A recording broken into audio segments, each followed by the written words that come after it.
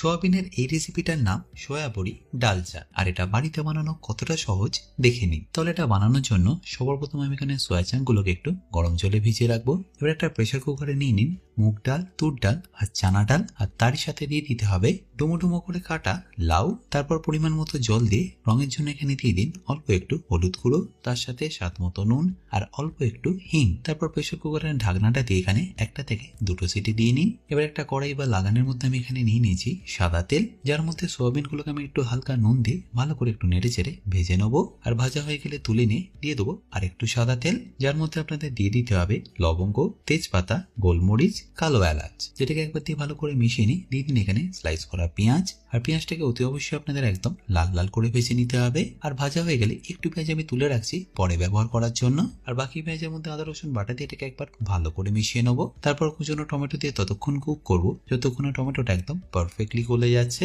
আর এই স্টেজে মশলার মধ্যে আপনাদের দিয়ে দিতে হবে হলুদ গুঁড়ো, কাশ্মীরি লঙ্কার গুঁড়ো, ধনে গুঁড়ো আর স্বাদ মতো নুন। ব্যাস তারপর একবার ভালো করে মিশিয়ে নিয়ে দিয়ে দিন এখানে সয়া চাংক গুলো। তারপর এটাকে একবার হালকা একটু কষিয়ে নিন। আর ওপাশে ডালটাও এখন রেডি।